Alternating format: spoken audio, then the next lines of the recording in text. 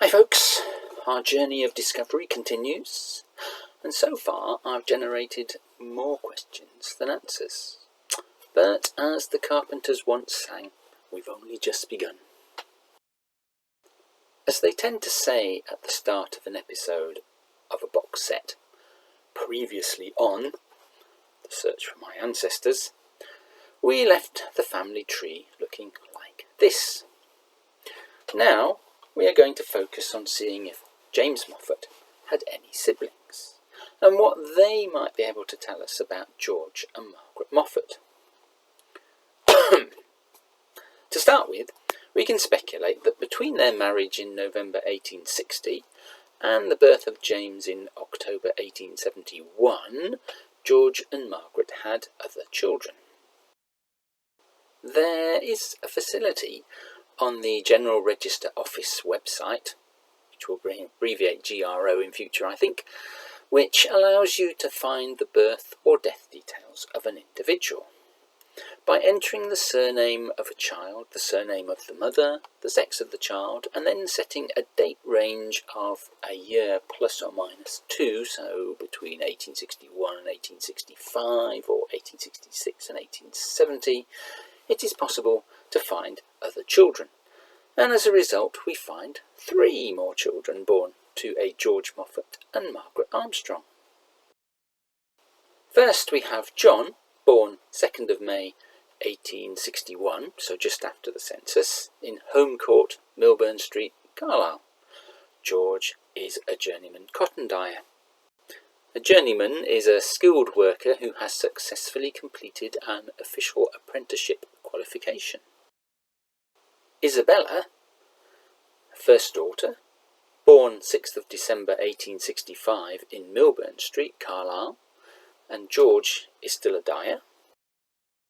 And then we have Jane, born on the 23rd of April 1868 at 98 Milburn Street, Carlisle, and George is still a cotton dyer.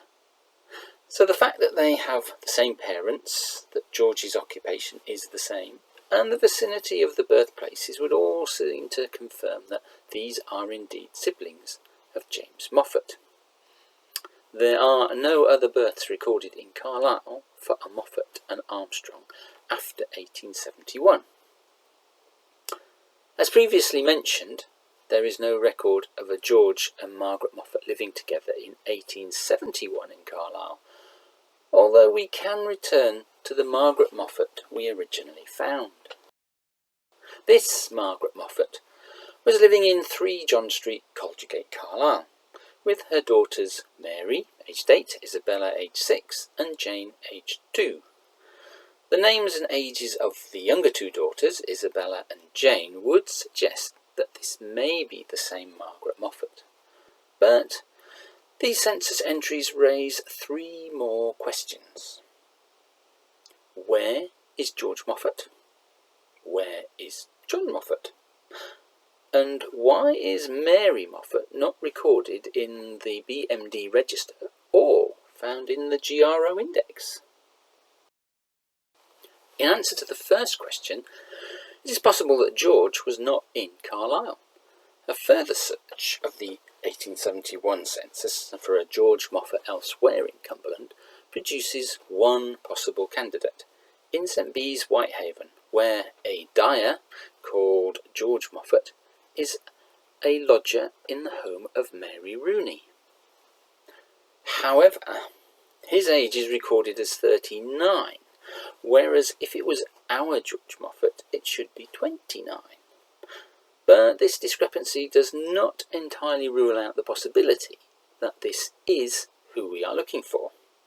It should be noted at this point that the birthplace of this George Moffat was Carlisle, rather than Yorkshire, as was recorded in the 1861 entry.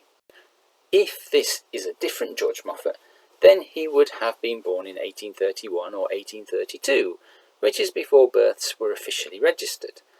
That started to happen from July 1837. However, there is a baptismal record in the parish of St Cuthbert's, Carlisle, which can be found on the Ancestry.co.uk website, of a George Moffatt baptised on the 26th of May 1832 to William and Isabella Moffat. Interestingly, a search for a George Moffatt born in Carlisle between 1830 and 1834 across all censuses only finds this one George. Consequently, this George Moffatt, found in Whitehaven in 1871, may well be the great-great-grandfather we are looking for.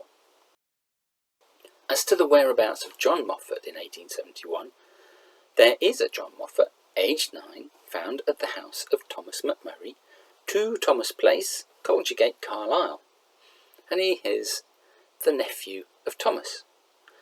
The age and place of birth would suggest that this could be James Moffat's elder brother. Also, Thomas McMurray was the head of the house where George and Margaret were living in the 1861 census. The relationship of nephew may suggest that Thomas or his wife Jane are related to either George or Margaret. It's at this point we come to a diversion. Researching a family tree means that you may end up following a line of investigation that has no relevance to the focus of what you are looking for.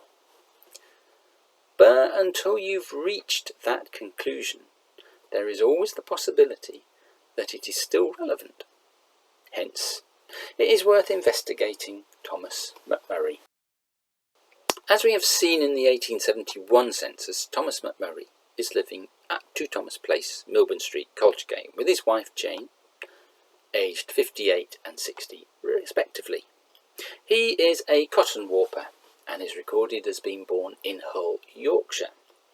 His wife was born in Carlisle. Apart from John Moffatt, they also have 2 boarders, Jane McLean and Margaret Mulholland, both cotton weavers. Looking again at the 1861 census entries for Thomas McMurray, we can see that he was aged 49, so born around 1812, and that he is a cotton warper and born in Hull, Yorkshire. He's married to Jane, aged 50, so born around 1811, who was born in Carlisle, and they lived in Hume Court. And apart from George and Margaret Moffat, they also have a niece staying with them, a Jane Hullen, aged 14, a cotton steam loom weaver, which is not easy to say, and she was also born in Carlisle. A search of the 1851 census for Thomas McMurray reveals that he is living in Studholme Lane, Colchagate, with his wife Jane, aged 38 and 39 respectively, so born about 1813 and 1812. His name actually was transcribed as Thomas M. Murray, so he did not turn up immediately. And the lesson is to be wary of online searches and be flexible. After all, they're only as good as the data they contain. But in 1851, Thomas is a warper and Jane a bobbin winder, and I think we all know a children's song about that. And while Jane was born in Carlisle, Thomas is recorded as born in Ireland rather than Hull. In the 1881 census we find that Thomas is now a widower and is an inmate in the Fuse Hill Workhouse in Carlisle. He is 67, so born around 1814, and is recorded as being born in Kingston upon Hull. His occupation was a cotton warper. Being a widower would suggest that Jane died sometime between 1871 and 1881. But a search of the GRO index does not register the death of a Jane McMurray in Carlisle, so she must have died elsewhere. Also, the search of the 1841 census does not find a Thomas or Jane McMurray living in Carlisle. Meanwhile, it would appear from these various census entries that we actually have that they didn't have any children, or at least none that lived long enough to be registered in a census. This means we have no easy way of finding out what Jane's surname might have been. Consequently, pursuing this line of inquiry has probably reached a point where there are more productive avenues to investigate. However, we will return to the McMurrays in a later video. Meanwhile, back at the ranch, if George Moffatt was born in Carlisle around 1841, then we should be able to find his birth certificate. And sure enough, we find that a George Moffatt was born on the 27th of June 1841 in Borough Street, Carlisle, to John Moffatt and Isabella Johnston. John is a courier, which matches George's marriage certificate.